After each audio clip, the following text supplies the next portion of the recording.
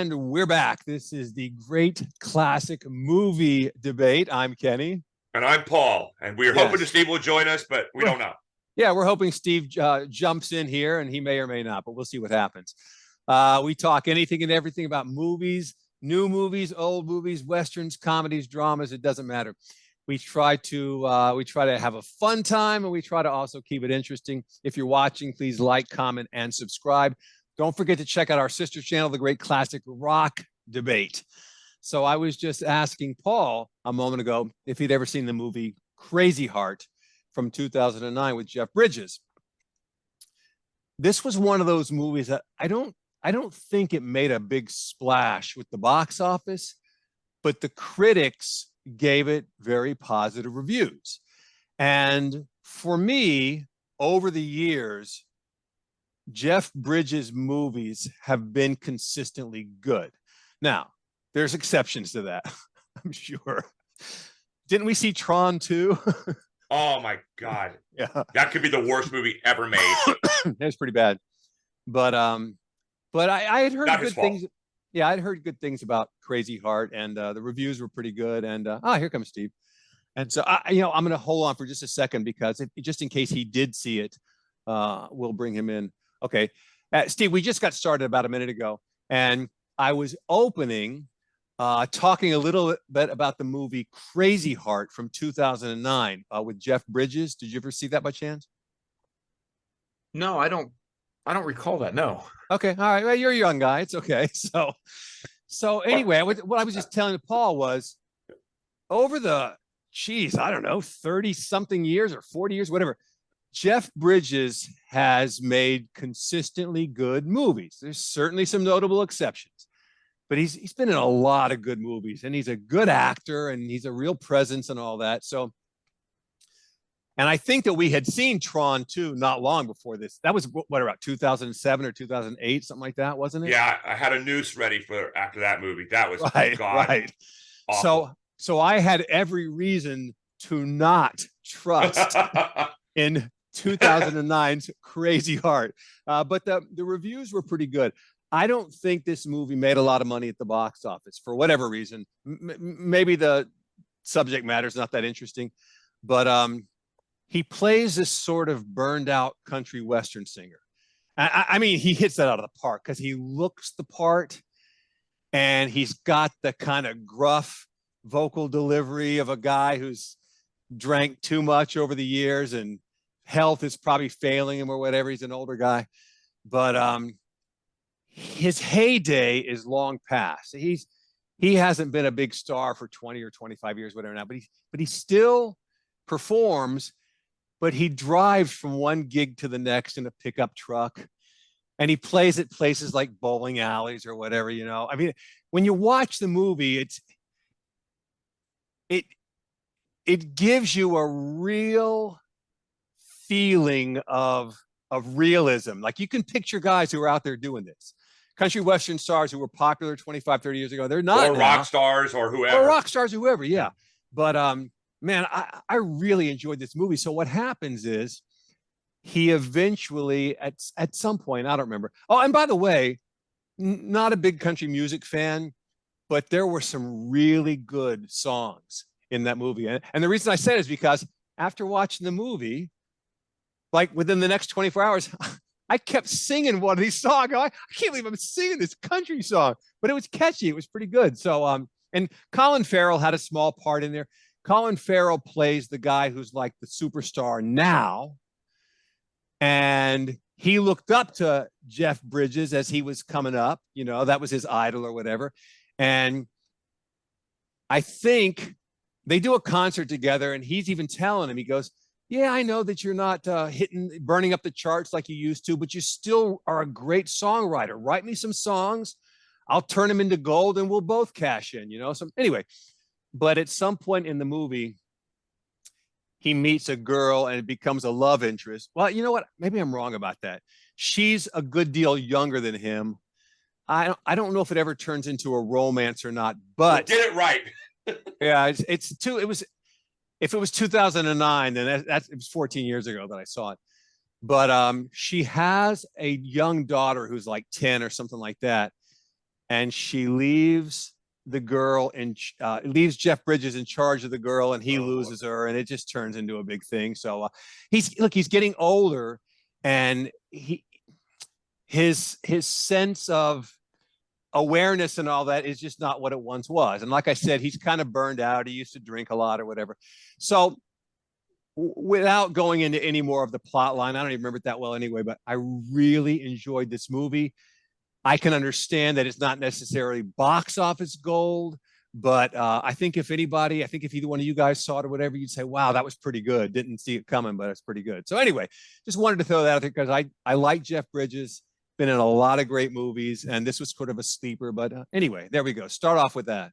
Well, he's one of the actors, forget his, it's not a big group where he eclipse or surpass his own father or parent in greatness. I don't know about greatness, but yeah, I mean, it probably is.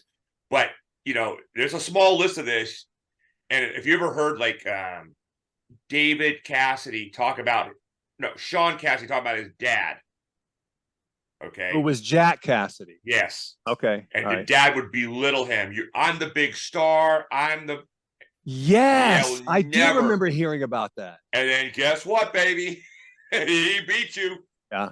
And same with Jack Ritter. Tripper. Yeah. What? I said Jack Tripper, but yeah, Jack. Right.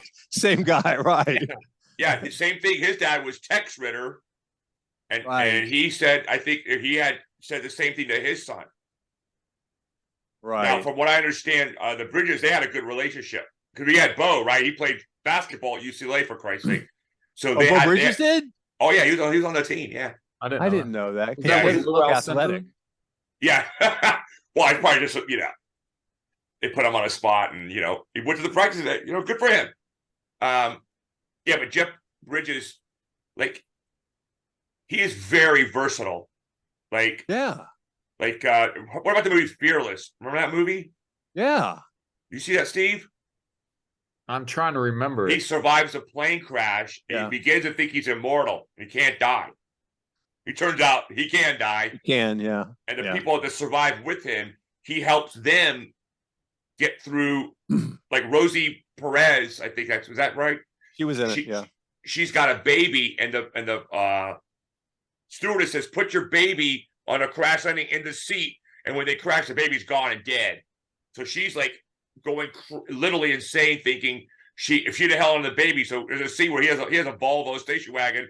He puts a toolbox. He's driving. She's in the passenger seat. He rams his wall at 80 miles an hour. Guess what happens? Toolbox flies out of her. Thing goes to the windshield and hits the wall. It wouldn't have made any difference. Your child was going to die anyway. Right. So it was a pretty cool scene, But he goes on this building, and it's a weird movie, but that wasn't an easy role to play, and he did a really good job of that. And I mean, we could go on and on. I mean, Paul, you know what I was thinking? Like, right as the plane's about to crash, if he does what the Roadrunner would have done, just step out, jump out. Right. That's all you got to do. I got an idea. We'll get the door open at the last minute. Just step out. That's it. Yeah, just like we talked about Transporter 2. Right. But yeah. Right. See what do you like? What movies? I mean, you could say, The Big Lebowski. I think that's his greatest movie. That's just my opinion. I've never laughed so hard in my life. I just sent you that clip about a month ago. Yes. Have you seen that movie, Steve? Yeah. I'm not a big fan. Like, there's nothing. I'm just kind of indifferent. Oh, really? To him, I'm not a big fan of The Big Lebowski. It's okay. Oh my God. Probably the most familiar Jeff Bridges movie the movie I'm most familiar with is Tucker. Oh, that was a classic. Yes, yeah, great movie. I love those cars. I'm going to call it an under the radar movie because it was Coppola directed it, right? I don't know. I think so. Yeah, because I think it was a Lucas Coppola deal, and they're. Have you ever seen those cars in real life? They're really cool. Like, I don't know why someone doesn't build the car as it was and make everything else underneath modern. I think it would sell, but what do I know? That's a good movie, though. Tucker, I love that movie. Man, really good. And it didn't make any money at the box office, but it was released on HBO and then on video or whatever, and people watched it and went, wow, this was good. Steve, did you ever talk to your dad about that movie? Yeah, I watched it with him. Yeah, he was. What did he say? Like, because Steve's dad worked for General Motors for his whole life. Oh, I okay. didn't know if like. No, I just one of those things. I think he found the subject matter interesting, because there was another car movie that came out a few years earlier that he refused to watch, which was called Gung Ho with Michael Keaton. Oh God, that's a I good remember. movie. Which Yeah, is I a remember. really good movie, and I enjoyed it. It's funny, but Tucker being an American car company, he was much more interested in that. Yeah, I remember seeing it, but it was 30 years ago. Again, Jeff Bridges he's kind of there. Like, Oh, to me, I almost equate him. I don't want to degrade him, but it's kind of like a character actor in the sense that he's that. yeah. To I me, mean, that guy he's is not like, a box office draw. Like, if Yeah. you put a movie in that, but if you give him the proper material, and it's kind of a shame, like True Grit. Like, I think he won the Oscar for that, or Oh, Academy did Award he? for Best Picture or for Best Actor. Yeah, and I thought, well, this is a remake off of one John of Wayne. John Wayne's Yeah. more classic movies. Like, how is that fair? because it's a makeup call. Like Jamie Lee Curtis won it for Everything, Anywhere, Whatever, All at Once. She was. I think she's a great. By the way, I'm not ripping on the woman. Yeah. But it was like a makeup call. Now I can't remember if she was up for something else. It happens a lot, though. Like with Think Scorsese. about, Paul Newman, and his was a makeup. Oh yeah, he won for The Color of Money, I think. Correct. Yeah. And Scorsese won for the mobster movie, the cop, the Boston. What's it called again? Gangs of New York. No, that's Scorsese. I thought you said Scorsese. Oh, maybe you're right. He did not win for Gangs of New York, but he won for the. The one was Jack Nicholson Departed, and Matt The Damon. Oh, The Departed. Yeah, that The was Departed. okay. Yeah. No, I didn't blow me away. I liked it, but he won the Oscar for that because he hadn't won. He was passed over Right. like Yeah, Jesus 100,000 times. I thought it was a Ridiculous. pretty solid movie. Not as good as Goodfellas, but pretty solid. Oh, Goodfellas. Oh, God. Yeah. And Casino is his best movie, I think. I like Goodfellas better. I do like Goodfellas Casino better. Yeah. Yeah. But Steve, Gangs of New York. Daniel Day-Lewis. We're getting off of Jeff Bridges, but Daniel Day-Lewis. He's one of those guys. If you met him, I'd be like, "Can I make a joke with you? Should I?" You probably couldn't understand him if you met him. That's a good point. Well, I know, but I'm just saying, you don't know. It's impossible to know what this guy's like. Tom Hardy, the same way. I don't know what the guy's really like. You have no way of knowing, But Jeff Bridges, I don't know. I don't know. I kind of like him. I do, but I like the dude when he keeps playing the dude. Yeah. He's just Come on, man. He went through a stretch there where he had a lot of hit movies. By the way, he was also in Heaven's Gate. I mean, we talked about Heaven's Gate once. Yeah. Oh my God. So back in the 80s, love that movie. he was in Tron. He was in Against All Odds. I didn't think was very good, but Oh, he was good in the movie. The movie was just the ending was so. I just rewatched it about 2 months ago. I'm like, this is the dumbest ending ever. I agreed. And James Woods though was. Oh, I'll tell you what. Woo. Yes. Oh, and by the way, we should mention because we all work out and all that. Jeff Bridges looked fantastic in that movie. Man, he was in great shape. Like when I saw it again, I said he looked good, but then again, my idea of good was different. Like our ideas are good. Fair enough. Bruce Jenner, no, but good for him. Yeah. He was back in the day. Robert Mitchum was a buff guy. He probably was. I'm serious. He was considered back then. So yeah. Jeff Bridges was in Starman and Jagged Edge. Those were both really good. Oh, John Carpenter. Yeah, that was. Wait a second. Are you kidding me? Yeah, John Carpenter. It's John Carpenter. I didn't know that. As soon as you see the font of the logos and the flares, it's John Carpenter. I can tell you. Yeah. Oh my God. Yeah. Yeah, you see. I didn't know that. And Karen Allen's like this. Oh my God. I've done so much work thinking about her, if you know what I'm talking about. She's like this Thanks, girl. don't tell us anymore. She's like, yeah, stop there. She's kind of the girl that lives next door. Like, she's not blazingly pretty, but oh my God. Yeah, I don't know what it is about that girl. She got big old eyes too. Yeah. Like, I have small eyes, but she got big but eyes. That was a surprisingly good movie. And I saw it on video. I didn't see it at the theaters. Remember him with the balls in his hand? He would go like this. Oh, it's so cool. Yeah. Karen Allen's like Margot Kidder to me. Like, who? Karen Allen and Margot Kidder. Oh no, she's 100 times hotter than Margot Kidder. Like, I don't get it. Like in I Raiders do. of the Lost Ark, I would have been like, she can stay down in that snake pit. No, she's yum, yum, yum. Karen, call me up. I got you covered. It's all good. All right. All right. Did you guys see Jagged Edge? Of course. This is what Okay. Because I thought it was excellent.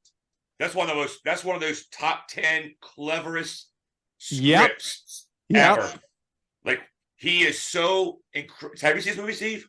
No, I just as a comment, like every one of these movies from the 80s was littered with these types of movies, like Fatal Attraction. Well, and then they had but you were too young. You were a little bit too young. Yeah. To really, because I'm telling you, he was on a tear for a while through the mid 80s or maybe even the mid and late 80s, where he made a lot of really good movies. And after seeing them all, and again, I know he made some stinkers, but after seeing them all, you cannot help but form this opinion like, man, that guy's pretty solid. He's not just in one or two good movies. He's in a bunch. Yeah, no, he's a good actor. He doesn't do anything for me. A Jagged Edge. Oh my God. It's one that he's a murderous killer. Okay. But you don't know that. Nope. He is so incredibly smart. He plans this murder of his wife like 5 years in advance. Yeah. And he puts things in motion so that she ends up where he wants to end up. This could happen 5 years later. And then he kills her, and it looks like this other guy did it. And everyone thinks this other guy did it. It's just brilliant. And Does he get away with it? I'm not going to tell you. Yeah, don't say anything. If he doesn't, he's not that brilliant. So the Peter Coyote plays this prosecutor in the movie. Right. And he's trying to explain. He says, you don't understand. This guy thought of this 5 years ago. Right. And he goes, I had all this evidence that would exonerate the other guy. But I didn't do it because I knew your husband, this other guy, I knew Jeff Bridges is guilty. And he says this in front of the judge. I was like, what? He goes, this guy is a savant. Paul, do you remember Jack Warden in that movie? Hold on. Was he? He's one of the investigators. And he keeps going, I think the SOB did it. Yeah. And everybody's going, what? He's convinced. You know, yeah. It all comes down to a typewriter, by the way. Is Peter Coyote, does he play the prosecutor or the defense attorney? Prosecutor. Yeah. Because he's the one he prosecutes somebody else for the crime. Is that what you're saying? No, he's prosecuting Jeff Bridges for the crime. Right. And after he gets exonerated, he gets away with it. Oh, okay. He then tells in front of the judge, I had all this evidence and I suppressed it. And she goes, why? Because he did it. Like he's trying to tell him. That doesn't make any sense. Yes, it does. You have to see the movie. I suppressed the evidence because he did it. Yes, because he's not talking about that murder. Remember, he's got this one murder and there's another murder. Anyway, it makes perfect sense when you see it. Because Peter Coyote's like bewildered how he could get away with it, but the guy planned his murder 5 years. It's like a Quincy episode. I'm telling you, that's a good movie. It's a Glenn Close. I'll have to check it. It's you've intrigued me, but yeah, you make a Steve, I take your point. Steve, you are right. Movies from that era, they don't make those types of movies. I mean, the 80s was kind of littered with these types of drama, suspense. Well, 70s and 80s, you had a plot. You had drama, twists. That's gone. Yeah. Unless it's a Shyamalan movie. Tell me another director who does twists now. None. Zero. Yeah, that's true. That's very true. Yeah. And then Nolan, I love Christopher Nolan, but he's just doing a lot of I may take that as a biography story kind of. Yeah. What he needs to do, Chris, you got some big balls, which I think you do. You need to do the Rosenbergs next. Yeah, you should. That's a good idea. Yeah. Oh no, it's a great idea, and have Roy Cohn in there, and Steve doesn't know who that is. That's James Woods. Yeah, he played him in on Showtime in the 80s. But yeah, that's your next movie, buddy. The Rosenbergs and how the nuclear secrets got out to the Russians and how they were executed. It's awesome. It'd be a great story. I think he nothing to do with Jeff Bridges. Aquaman movie. He did The Dark Knight. How about Aqua Seltzer? He's probably actually, now that I think about it, he's probably an executive producer on the He might be, yeah. on the Aquaman movies. Oh God, stop it. Oh, I do like he's in Jason with Momoa. Justice So League. I do like Jason Momoa. So I'm not gonna rip on Aquaman. Well, I got mixed feelings about him. Again, we don't do politics here, but I saw some video on YouTube where he's spewing. I'm going, oh my God, you got to be kidding. You got to realize some of these people don't even have a junior high education. Yeah. And everywhere he goes, everyone's kissing his butt. Hey, you're beautiful. You can look at it. So he's never, and most people won't debate him because he's gigantic. Yeah. But, they don't hear any other viewpoints. Yeah, that's true. Yeah. And they're like children. You know what's 5-year-old? Go ahead, Steve. Kind of fascinating is he made a Conan movie. He did. And I bet if he were to make one today, it would do a lot better than it did. I think this was in 2011. It's been a while, but no, it wasn't a name back then. He was just known as, oh, that's the guy from Game of Thrones. Who was in the first season. I was working at Millennium Films as like an accountant, whatever you want to call it. And he was there one day, and he didn't have the mustache. He just had the long hair, and the face was. He's big. Like I mean, he was there with Lisa Bonet talking to the owner one day when I was walking out. I just went, "Hey," they like, "Hey, he's a big dude." But Conan, the character of Conan is boring. That's why Schwarzenegger, but no one else on earth could have played that character. In my opinion. Oh, I agree. Only Arnold could have done it with his personality. Make it come alive. But now I think they could do it. I'm not saying he is good. It'd make money, but he would be boring. He'd be like, I don't know. There's something about Arnold, the way he, that cockiness over the top. Yeah. It works. Yeah. Well, by the way, let me just interject this really quick. I said Jack Warden. That was the wrong name. It was Robert Loggia. Oh, yeah. Now I remember. Yeah. Oh, yeah. That guy. Yeah. Who was also Frank in Scarface. Of course. He was also the guy who owned the toy company in Big. Because it's him and Tom Hanks doing the thing, chopsticks on the giant piano. Right. Which is, one day we should do that movie. That's probably the top 5 movie scenes of all time. Them doing the chopsticks on the piano. I wonder how many times they had to practice that, like thousands of times. Yeah. That is so cool. I thought he died a long time ago. He might have. Well, his most recent movie was 2019. Oh, he's got to be 90 years old then. But he is dead now. It said it was posthumous when it was released, but okay. He's another one though who's under the radar. His name is unknown, but he's been in so many good movies. He's like, and I don't want to rip Keith David because Steve and I worship Keith David, but as soon as I see Keith David in the movie, Steve and I we have to see Pitch Black, and we're sitting there because at the time Keith David, we're like, yes. This is a real movie now. Keith David's in it. It's gonna be good. It's gonna be good. So we should do a whole show on Keith David one day. That could easily. Oh my God. Because he was also in Something About Mary. He was also in They Live. Oh, of course. That's the greatest fight scene of all time. Greatest fight scene of all time. Top 2. Yeah. Where did he, without cheating, where was he? What was his big debut? I don't remember. Platoon. Oh, well, he was in The Thing. Oh. Wasn't he? I'm getting mixed up. He was in The Thing, but I don't know if that was. No, that was. Oh no, you're right. It was him. Yeah. Yes, he was. That was before Platoon. Yeah, but Platoon. Oh, you're right, man. It was. Yeah, I don't know if that was his debut, but that was because he's the last guy with Kurt Russell. That's correct. But Platoon, he was great. I was like, I didn't ever even thought about that. Man, Platoon, he was really good. You remember when he gets up in the chopper, he goes, "Goodbye, He's got the greatest line in the history of cinema at that point. Yeah. And then remember the Men at Work with Emilio Estevez and Charlie Sheen. He's the guy in there with them. Oh my God! And he goes, "Somebody do it, boy, a perfectly good white boy." Oh my God! Now, he should have gotten an Academy Award. I agree. I completely agree. He's great, guys. We got our warning, so we need to go ahead and wrap it up. Does anybody want to make nominations to the honorary Oscar awards for tonight? Go ahead, I'm going to go ahead and go first because since we mentioned him, I'm going to just go ahead and say Robert Loggia. Guy's name is not even that well known. He's been in a million good movies and had memorable parts in lots and lots of good movies. And I just think he's great. So honorary Oscar, Robert Loggia. I'm going to pile on to Kenny. He says the greatest line, I think, ever, and it's got to be top 5 of all time in all movies. I guess Oliver Stone wrote it, right? I think he wrote the screenplay.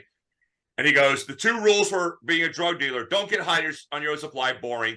But this line, and me and Steve talked about this when we were out in Colorado, never underestimate the other guy's greed. That, if you apply it to any endeavor in life, don't underestimate what the other guy wants. Right. It could exceed what you want, and he may kill you or stomp on you or whatever. It's just brilliant beyond brilliant. Yeah, it's good. Steve?